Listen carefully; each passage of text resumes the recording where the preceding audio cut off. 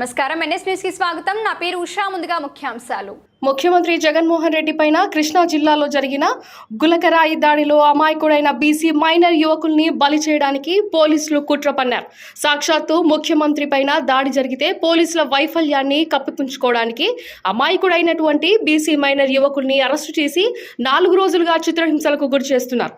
BC యువకుల్ని తల్లిదండ్రులకి ఇప్పుడే పంపిస్తామని చెప్పి నమ్మబలికి తీసుకొచ్చి ముఖ్యమంత్రి పైన దాడి జరిగిన ఘటనలో వారిని ఇరికించడం దుర్మార్గం. ఇది ప్రజా హక్కుల్ని, పౌర హక్కుల్ని కాలరాయడమే అవుతుంది. అరెస్టు చేసిన 24 గంటల్లో మెజిస్ట్రేట్ ముందు ప్రవేశపెట్టవలసి ఉండగా అక్రమంగా తమ కస్టడీలో ఉంచుకొని పోలీసులు వేధింపులకు 3rd డిగ్రీని ప్రయోగిస్తున్నారు.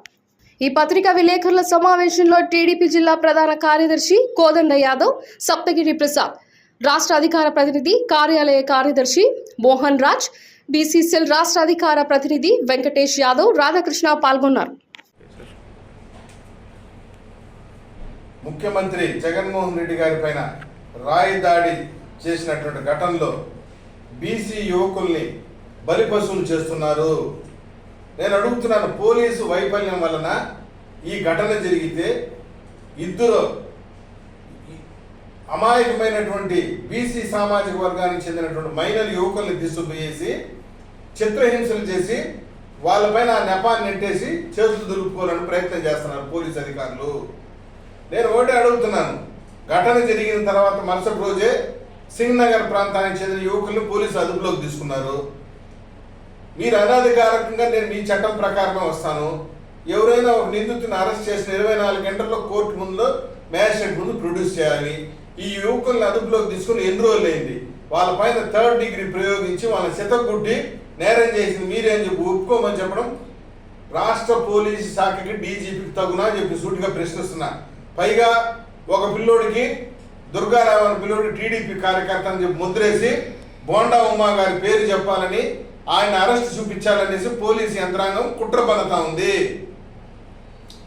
ముఖ్యమంత్రి పైన దాడి జరిగితే ఎంతమంది పోలీసుని మీరు చర్యలు తీసుకున్నారు? ఎంతమంది పోలీసుల పైన యాక్షన్ తీసుకున్నారు? ముఖ్యమంత్రికి భద్రత కల్పించాల్సిన బాధ్యత ఎవరిది? పోలీసుల పైన లేదా? ఎవరో రాయితో కొడితే ముఖ్యమంత్రి గారిని, ఆ రాయిని కూడా స్వాధీనం చేసుకుని అమాయకమైనటువంటి బీసీ యువకుల్ని అరెస్ట్ చేసి వాళ్ళ చిత్రహింసలు పెడుతున్నారు. ఇది ఏమాత్రం సమంజసం? 2019 ఎన్నికల్లో నువ్వు గెలవడానికి కోటికత్తి డ్రామా కావడానికి ఒక దళిత యువకుని బలి చేసినారు.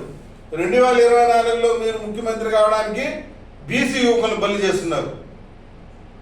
ఈ రాష్ట్రంలో బీసీలందరూ కూడా ఈ ముఖ్యమంత్రి ఆడుతున్నటువంటి కామెడీ డ్రామాని గమనిస్తున్నారు. ఇది మంచి విధానం కాదు. వారం రోజులుగా పోలీసులు అనధికారికంగా మీ కస్టడీలో పెట్టుకుని ఉన్నారు ఈ బీసీ యువకుల్ని అని చెప్పి సందర్భం తెలియజేసుకుంటూ, ఈ నెపాన్ని, బోండా ఉమా గారిని అరెస్ట్ చేయడానికి చేసిన కుట్రని తెలుగుదేశం పార్టీ చిత్తూరు జిల్లా పక్షాన తీవ్రంగా ఖండిస్తున్నాం.